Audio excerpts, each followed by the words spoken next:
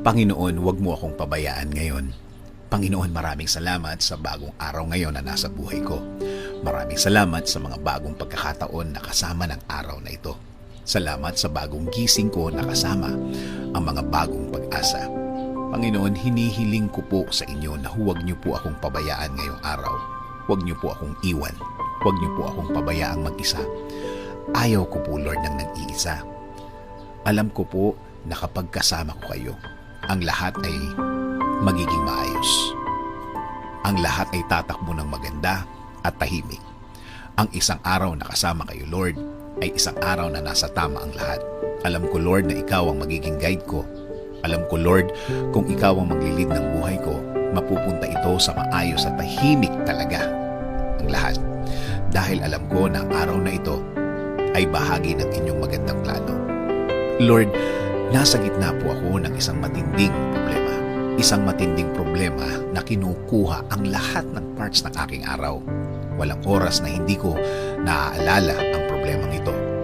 Pagod na din po ako sa pag-iisip ng problemang ito. Marami na po ang apektado sa aking buhay. Marami na din po akong hindi nagagawa dahil sa aking kinakaharap. Kahit ang mga mahal ko sa buhay, napapabayaan ko na dahil sa problemang ito. Lord, I'm asking you to be in the middle of my life now.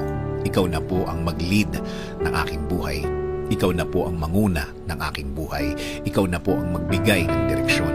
Ikaw ang magbigay ng guidance sa aking araw-araw. Isinusuko ko na po ang lahat ng sakit sa iyo. Ikaw na ang bahalang palitan ito ng kasiyahan. Yes, Lord. Change it to happiness. Change it to happy situation, Lord. Lagyan mo ng joy ang aking buhay. Baguhin niyo po ang aking araw-araw ngayon. Yes, Lord.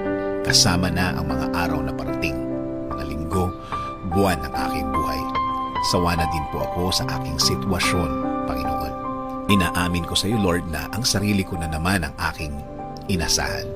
Sarili ko na naman ang inasahan ko pagdating sa kasagutan sa aking problema. Alam ko, Lord, na natulungan mo na ako dati. At patawad, Lord, dahil nakalimutan ko na ito.